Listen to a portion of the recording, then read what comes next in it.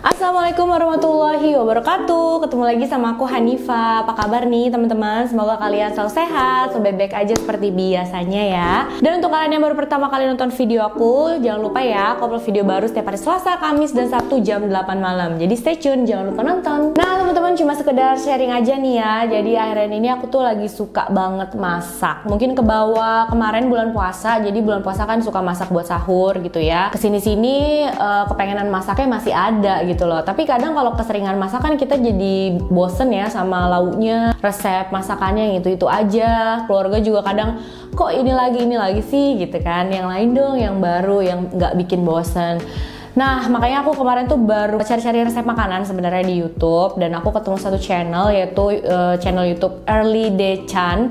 Mudah-mudahan aku bener ya penyebutannya nih, seperti yang aku taruh di layar ya teman-teman, kalian bisa baca sendiri. Itu nama channelnya. Ada 4 atau 5 resep yang dia buat dan aku juga coba di rumah, aku praktekin di rumah, dan hasilnya itu sesuai ekspektasi banget teman-teman. Enak banget sih. Jadi mungkin untuk kalian yang sama kayak aku, suka masak tapi bosen launya itu aja, resep masakannya itu aja, boleh kunjungin channelnya, lihat resep-resep masakannya. Enak-enak dan praktis banget sih resep masakan yang dia bagiin gitu. Dan untuk kalian yang mungkin baru mau mulai coba-coba, mau belajar masak, bisa juga lihat resepnya di sana. Untuk kalian yang mau request, ya kalian tinggal komen aja. Biasanya kalau misalkan ada komen request apa, nanti dia buatin sih resep masakannya gitu. Pokoknya ini banget sih, bagus banget sih channel YouTube yang menurut aku ya bermanfaat banget deh buat kita-kita ini ya. Kalau kalian susah ngetik nama channelnya, link channelnya tuh udah aku taruh di kolom deskripsi. Jadi kalian tinggal klik dan langsung bisa nontonin video resep masakannya, dan langsung deh kalian praktekin di rumah. Oke, jangan lupa ya.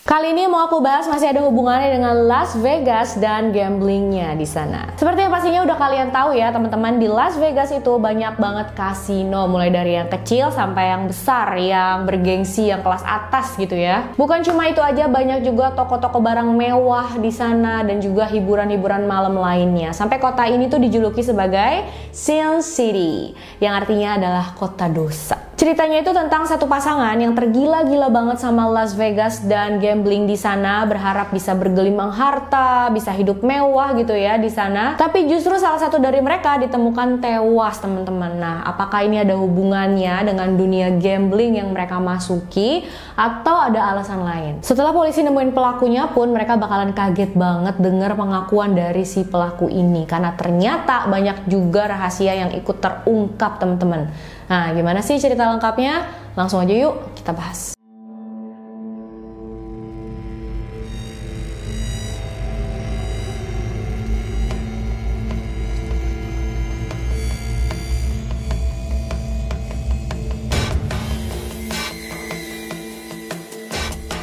Semua ceritanya berawal pada tanggal 13 April 2007. Hari itu sekitar jam setengah 8 malam, polisi mendapatkan telepon dari seorang pengacara yang bernama Ralph Hughes. Di telepon itu Ralph bilang dia ingin melaporkan kalau dia tahu ada jasad di sebuah kondominium yang ada di Las Vegas, dan kondominiumnya itu terletak di sebuah tower yang bernama Panorama Towers. Pastinya polisi langsung nanya dong, loh kok kamu bisa tahu, gimana caranya? Dan Ralph bilang sama polisi dia bisa tahu karena pelakunya adalah salah satu kliennya. Tapi dia nggak bersedia untuk kasih tahu siapa nama kliennya itu. Akhirnya polisi langsung datengin lah tempat yang disebutin sama Ralph tadi.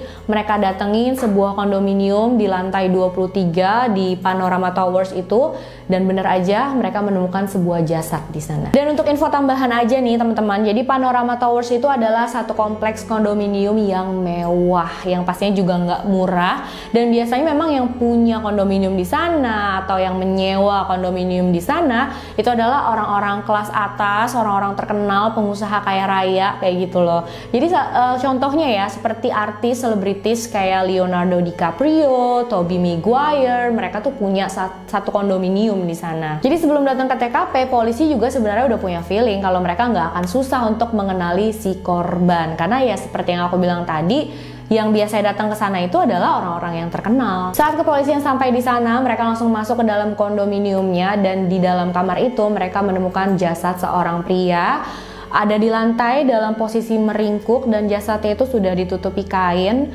banyak banget luka tusukan di tubuhnya. Dari pertama ngelihat TKP, ngelihat jasadnya, mereka udah tahu ya kalau itu adalah pembunuhan. Walaupun mereka saat itu nggak bisa langsung tahu siapa korbannya karena mukanya saat itu udah penuh dengan darah gitu ya, kondisi jasadnya juga sudah lumayan hancur, jadi ya memang mereka nggak bisa langsung mengidentifikasi jasad tersebut. Sedangkan pemilik kondominium tersebut adalah seorang investor yang memang punya beberapa unit kondominium gitu ya di Panorama Towers. Tapi yang sedang menyewa kondominium tersebut adalah seorang pria bernama William Gustavic, 44 tahun. Setelah mendengar nama itu, kepolisian Las Vegas langsung tahu, oh William Gustavic, karena William Gustavic ini adalah seorang pemain poker profesional yang sempat beberapa kali tampil di TV, teman-teman. Jadi ya petugas polisi udah kenal juga sama dia gitu, udah tahu. Dan mereka juga tahu kalau William Gustavic ini memang belum lama gitu menjadi pemain poker profesional, bisa dibilang masih pemain pemula lah. Karena itu tim investigasi sempat berpikir nih teman-teman, oh mungkin apa yang menimpa William Gustavic ini masih ada hubungannya dengan gambling gitu ya. Mungkin dia main judi terus dia kalah, dia nggak bisa bayar hutangnya. Nah lawannya itu akhirnya menagih bayaran ke dia dengan mengambil nyawanya dia gitu loh. Tapi dugaannya polisi ini dengan cepat buyar begitu aja setelah mereka melakukan pemeriksaan di TKP. Jadi ada beberapa hal yang menjadi petunjuk yang ditemukan oleh tim investigasi di dalam kamar kondominium itu, teman-teman. Jadi mereka menemukan banyak banget berbotol-botol steroid dan juga obat pertumbuhan hormon. Plus nggak ada tanda-tanda masuk paksa ke dalam kamar kondominium itu. Pintu dan jendela tuh nggak ada yang rusak sama sekali. Dan karena memang Towers itu didatengin sama orang-orang penting, orang-orang yang terkenal, makanya pihak kondominium, pihak Towers itu gitu ya, memberikan keamanan yang luar biasa ketat, teman-teman. Penjagaan tuh ada di mana-mana, di depan, mulai dari pintu masuk sampai naik ke kamar itu penjagaannya ketat banget. Ada CCTV, petugas keamanan segala macam. Kalau memang yang melakukan hal ini adalah orang luar, ya berarti dia harus susah payah dulu ya melewati semua sistem keamanan itu untuk melakukan hal ini.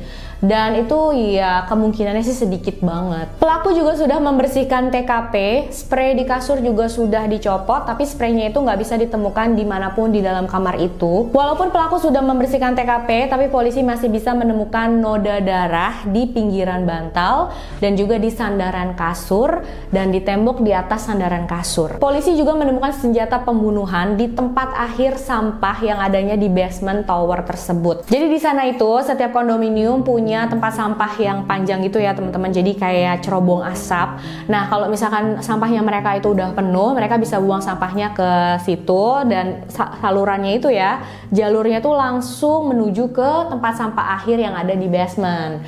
Nah saat polisi cari ke tempat sampah akhir di basement itu, mereka menemukan kantong plastik yang di dalamnya ada spray dari kondominium tersebut dan juga pisau yang penuh darah. Setelah diperiksa, darah yang ada di spray dan juga pisau tersebut adalah darah milik William Gustavic, dan pisaunya itu juga pas banget, cocok banget dengan pisau yang menghilang dari kondominium yang dia sewa itu. Dari semua bukti-bukti yang mereka temukan, tim investigasi menduga kuat kalau pelakunya adalah seorang yang amatir gitu ya. Karena kalau misalkan orang yang memang sudah pro, sudah beberapa kali melakukan hal seperti ini, biasanya pelaku pembunuhan itu nggak bakal membuang senjata pembunuhannya masih di area TKP gitu teman-teman. Biasanya tuh langsung dilenyapkan, entah dibuang ke sungai, dibakar, atau mungkin disimpan di tempat yang jauh dari TKP.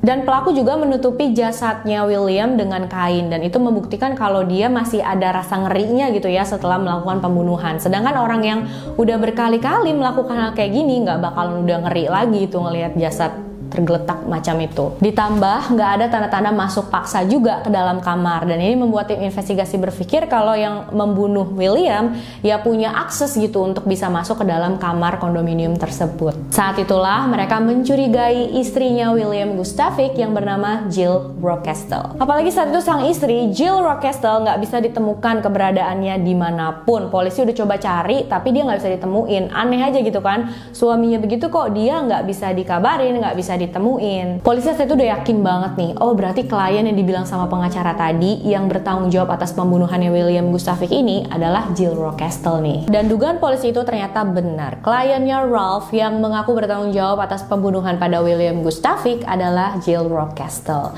Sebelum lanjut lagi cerita kasusnya, aku mau ceritain dulu ke kalian backgroundnya dari Jill dan William Gustafik dulu nih teman-teman, supaya kalian bisa tahu gitu ya, mereka awal ketemunya gimana sih dan mereka ini siapa sih sebenarnya. Jill Rockcastle dan William Gustafik bertemu untuk pertama kalinya pada tahun 2000 di California. Jill Rockcastle saat itu sudah berpisah dengan suami pertamanya. Dia bekerja di bidang properti dan bisa dibilang dia itu sukses banget dalam pekerjaannya. Dia bisa mandiri, dia bisa menghasilkan uang yang banyak dari sana. Nah, pada tahun 2000 itu Jill merasa kalau dia harus memperbaiki bentuk tubuhnya, makanya dia mulai rutin datang ke gym. Di gym itulah Jill pertama kali bertemu dengan William. Jadi William itu adalah member di gym tersebut juga nih teman-teman. Saat itu William berprofesi sebagai chiropractor, dan untuk kalian yang belum tahu, karena aku juga baru tahu ya tentang hal ini, chiropractor itu adalah dari yang aku baca-baca lewat internet, yang aku cari tahu coba infonya gitu ya lewat internet.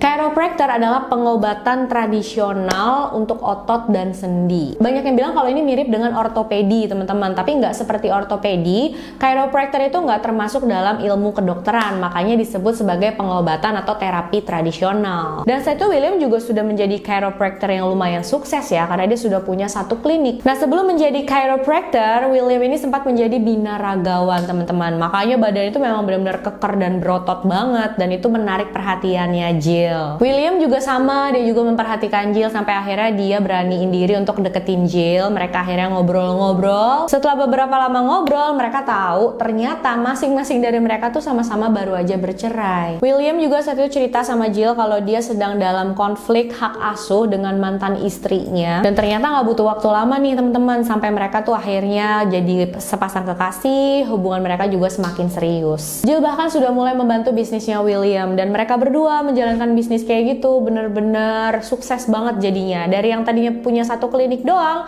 jadi tambah 2 klinik lagi guys. Bahkan di kliniknya terapi yang disediakan juga nambah, mulai dari massage, akupuntur, ada dokter medis juga yang didatangkan ke klinik itu untuk menjalankan praktek, ada farmasinya sendiri di dalam klinik. Bahkan William ini juga meracik obat pereda nyeri. Pokoknya benar-benar sukses deh bisnisnya Will ini. Jadi saat itu mereka sepasang kekasih yang dua-duanya sama-sama sukses, sama-sama banyak uang. Setelah mereka punya banyak uang, mereka sudah capek-capek kerja gitu kan, pastinya mereka butuh hiburan, mereka butuh liburan. Dan untuk Jill Rockcastle, nggak ada yang lebih tepat untuk menghabiskan uangnya untuk hiburan selain pergi ke Las Vegas, karena dia katanya suka banget ke sana. Dia suka sama suasana di sana, dia suka sama kehidupan di sana. Menurut Jill, dia memang sering datang ke sana. Las Vegas adalah tempat yang familiar buat dia. Dia bahkan punya banyak kenalan orang-orang kelas atas gitu di sana. Jill mulai mengajak William untuk datang juga ke Las Vegas. Jill mengenalkan kehidupan mewah di sana, kehidupan kelas atas di sana, dikenalin sama orang-orang yang penting di sana. Dan William benar-benar tertarik banget teman-teman. Dia suka kehidupan dan atmosfer di sana, apalagi menurut keluarganya. Dari remaja, William itu memang suka banget main poker.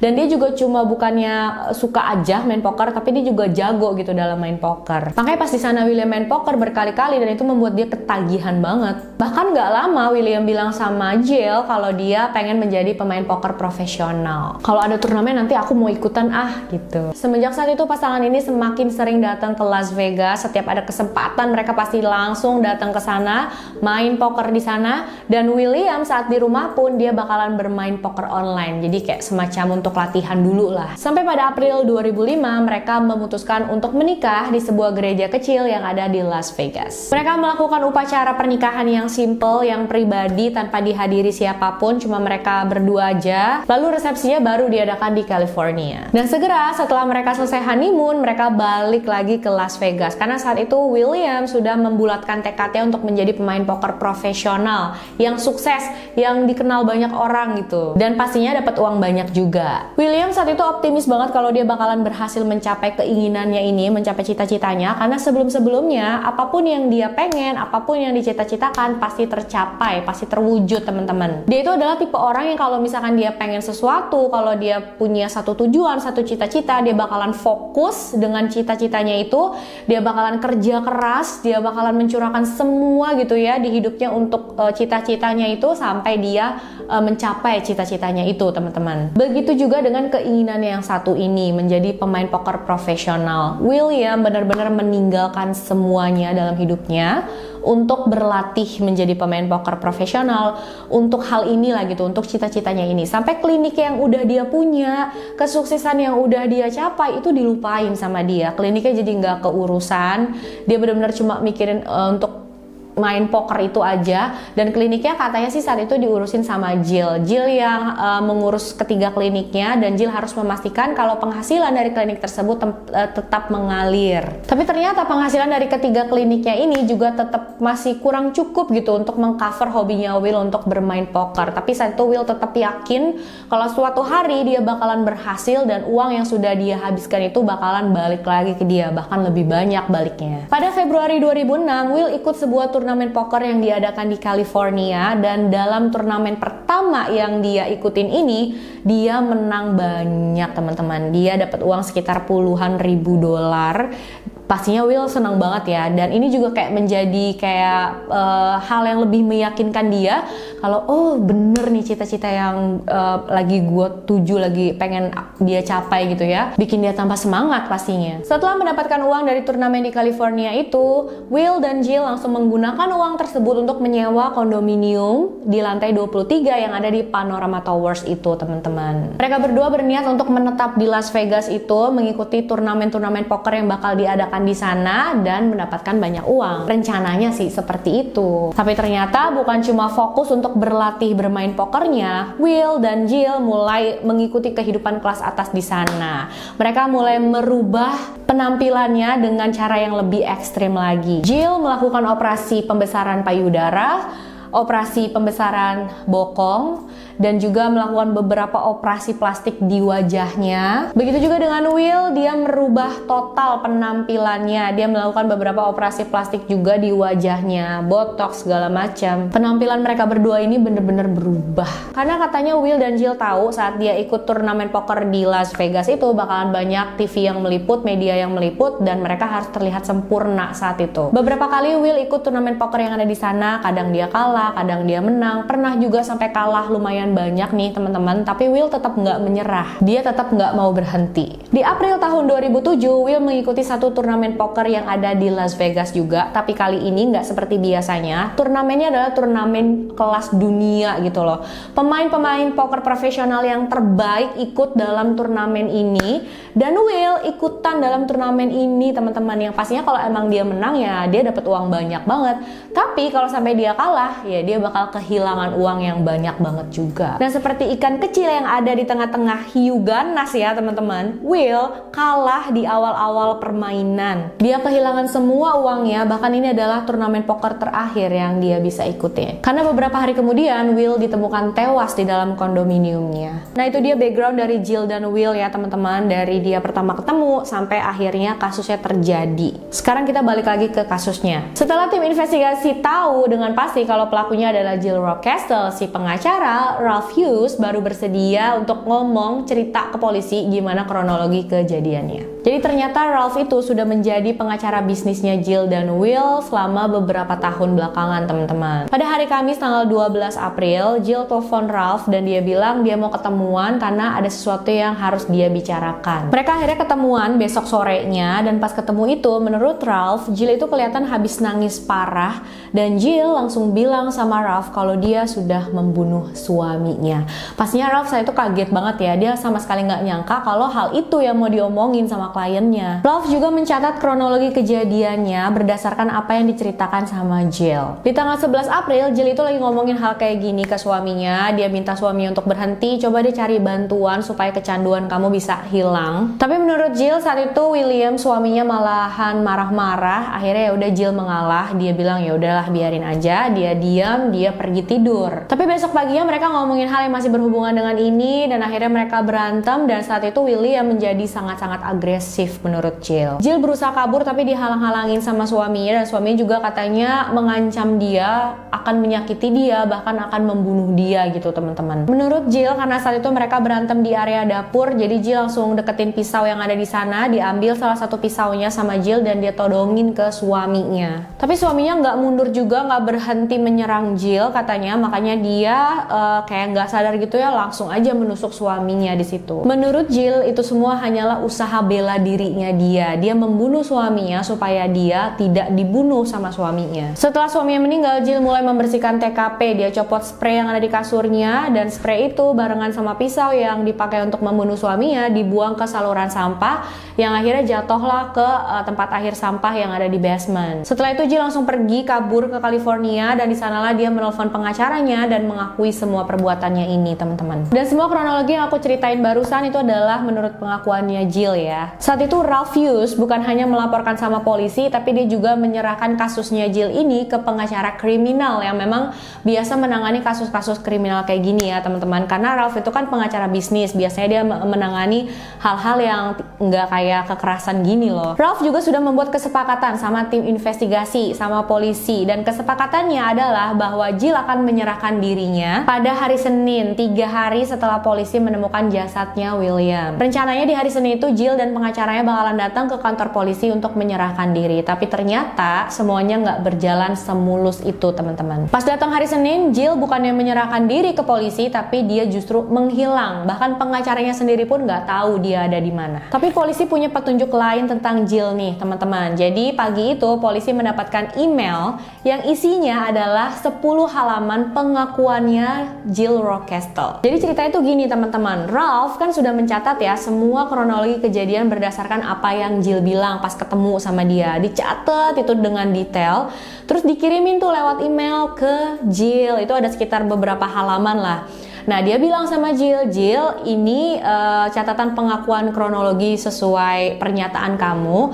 Ini nanti kamu kirimin ke email pengacara yang baru. Untuk apa? Supaya Jill ini nggak ngabisin waktu untuk ngejelasin ulang gitu ya sama pengacara yang baru itu. Dan Jill Rockcastle benar melakukan apa yang disuruh sama pengacaranya. Bahkan lebih dari itu, teman-teman.